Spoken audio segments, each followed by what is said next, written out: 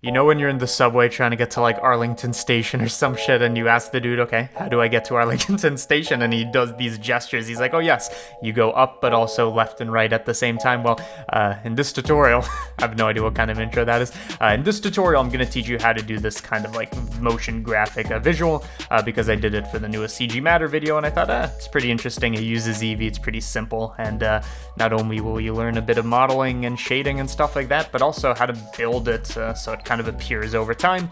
Okay, that's enough of an introduction. Let's get started. So open up Blender. I'm using version 2.92. You can use version 2.910 or 30 or 50. I don't care. Okay.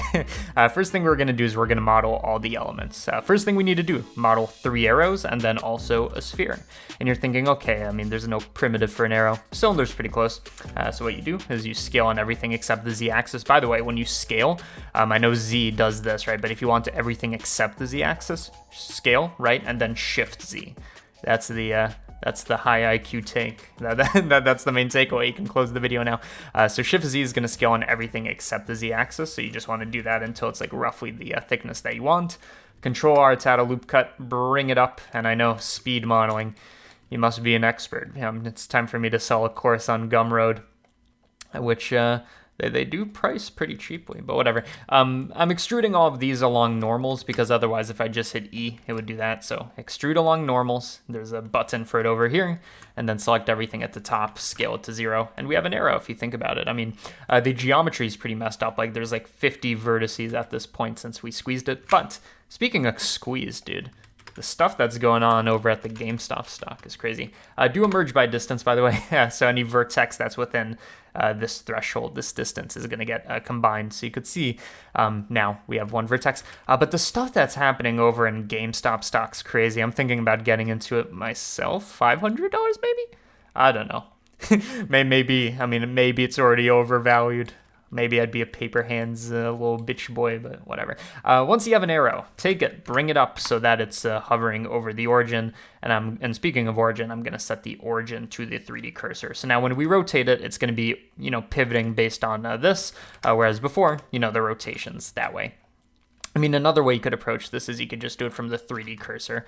And that's going to make this the pivot point for the rotation, but I do find that origin to 3D cursor kind of solves both problems. So take this, Shift D to duplicate, rotate on the, the Y-axis by, let's say, 90 degrees, I guess? Because if you look at it this way, you go 90 degrees. Again, duplicate, and let me just go to the top view to make it simple. This time we're going to rotate on the Z-axis because we're going about the Z-axis. And that's going to be negative 90 degrees. So what's the point? The point is we've modeled arrows, we've made 3 of them, and soon it will be time to combine them. But first, let's actually add in our little sphere, something like that. Don't worry about this too much. We can change it up on the fly. And there you go. The modeling's complete. Let's do some shading because we want each arrow to be a different color and then combine them because otherwise we'd have to do masks and a bunch of bullshit, to be honest. So, okay, we're going to be in Eevee. And because we're in Eevee, I'm just going to take the background. I mean, it's not because we're in Eevee, but because of the effect that I want to make where it's nice and glowing, I'm going to make the background black so we can't see anything right now, right? There's no lights or anything. So we're going to go into solid mode. Pick an arrow, make a material. For that material, I'm going to make it glowing. And well, what's a synonym for glowing? It's emission. So if we go to rendered view and then see this emission, you can see now it's glowing. To make it actually look like it's glowing, enable bloom, right? That's an Eevee thing. Otherwise, we'd have to do it in a compositing post-processing, right? Yeah, you have to add in the, the glare node. Forget about that. Well, what are we, like simps over here? Simps for the glare node? No. Take this, let's modify the material, make it 5 times brighter, I guess. Let's also make it blue, because the coloring convention I'm going to do is Z is blue, X is red, Y is green, just like our forefathers wanted. Okay, so this is pointing up, so it's Z-axis. Fastest way to do this is you go to RGB, we make it not red, we make it not green, and what's left over? It's blue, right? This is a very, there's a name for this, orthonormal basis way of thinking about this for those 1 or 2 math viewers that knows what I'm talking about. Also take this, and I'm not going to do any like naming convention or anything like this for the materials. If you get this file via Patreon, which will exist, I'm going to make it nice, but whatever. This one is going to be, which direction was it? This is x-axis, so it should be red actually. So what I did is I unlinked the material. So again, right now these materials are the same. So anything we do to one happens to both. Unlink it, so now we have two materials. Well, I mean, whatever. We'll call this one red. I'm gonna back tread. I don't know on what I just said. So this one's gonna be red. So again, we don't want it to be blue. We just want it to be red. So that makes a red one. And then finally select the green one. Create a material. Actually, don't create a material. Just pick the red one, unlink it again, so this one's going to be green without the N, just green. And for this one, it should just be like that. There you go. Finally, I guess we should also do one for the sphere. So you know the drill at this point, make a new material. This one's white, so it's red, green, and blue. Okay? So what do we have at this point? At this point, we have, let's go to the layout. We have basically the setup for what we want to render. All we need to do is make it do that appearing and spinning thing that makes it look cool. So I'm going to take all of these and I'm going to join them together. So make sure you don't just highlight, but you have an active object, so one that's highlighted like yellowish. Type in the join command. This will make it one object. Whee! And now all we need to do is some animation and stuff like that. The origin should already be at the circle if you join it to that. Otherwise, you can again set object, set origin to the 3D cursor since we want it pivoting off that circle. So what are we going to do to animate it? Let's first of all put it a bit on, well, first of all, it's apply rotation. So that Z axis is actually what it's supposed to be. I'm going to put this a bit on its like axis. So let's say like 25 degrees on X and Y. No, maybe minus 25. I mean, you can play around with this number. I'm just giving it a bit of a tilt, like the Earth's tilt, and then we're going to animate the Z-axis like this. So you can kind of pick what you want. But to make this procedural, in a sense, all you do is you do hash frame. That's a driver. And if we do this right now, right, it's going to, and I say this in every fucking tutorial, I know. It's going to take the frame number, frame 1, for example, and it's going to apply that as the degrees. I mean, really, it's applying as radians, and every radian is apparently 57.3 degrees. But you can see each time we're adding 57.3 degrees, depending on the frame number. To make this slower, I mean, I guess you could divide. This is high IQ, but you could divide by 57.3.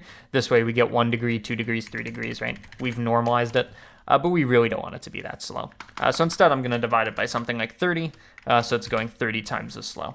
And if you want it to start on frame 1 like a bit rotated this way, so it's not like facing you to begin with, we just take this expression, a bit of math, right? So if on frame 1, it's giving us a very small number, you just take this and then subtract a bit away. And again, this is in radians, which kind of gives us an offset to the rotation.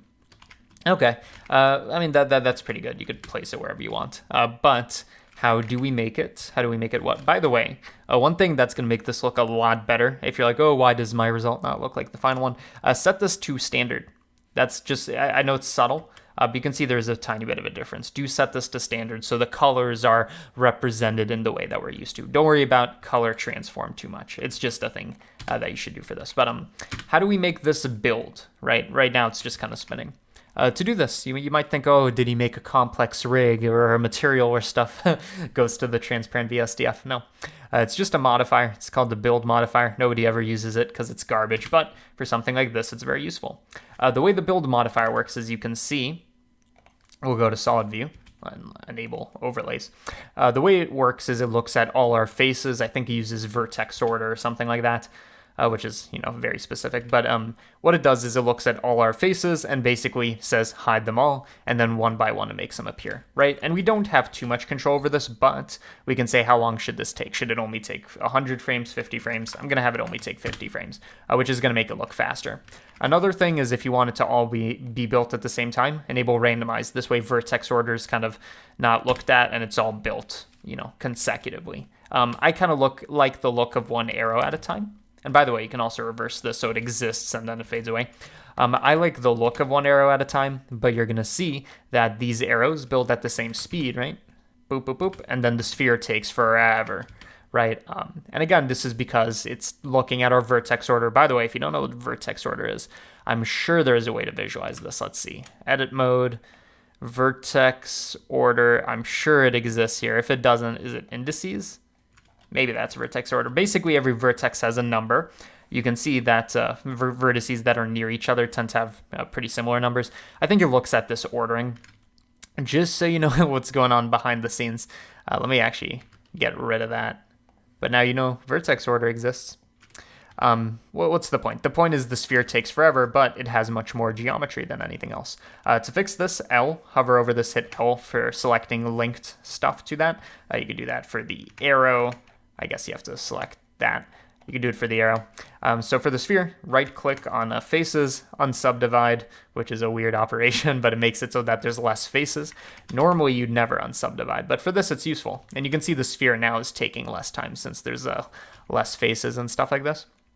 By the way, if you want to change the way this appearing animation looks, this is interesting in the sense that, you could just add in more geometry, like these loop cuts effectively do nothing for modeling, but for this, it makes it appear kind of in this like weird ordering, right? So it first creates those arrows, then the sphere, then the rest of it. And why does it happen in that order? Well, we already had the order established, but then we added new vertices at the very end, so that's going to be tagged on at the end. I'm not going to do it that way, but just so you know, it's an option you have. So let's see what it looks like. Camera view, rendered again. This build modifier doesn't mess with the materials or anything. You can see we now have an animation. In fact, I do want it to start a bit more rotated to the left, or what is that, clockwise. There you go. So you can see, look, it looks pretty hot, pretty sweet, and now you can get to Arlington Station finally. Anyways, I hope you enjoyed this little tutorial. I know this was a bit of a weird one, but there's a lot of effects that I did over at that CG Matter tutorial, and I wanted to explain a couple of them. Some of them are going to be Patreon exclusive. Speaking of which, do you see that thing on the side? What is that? Is that a list of things I'm allergic to? Peanut butter, all this? No.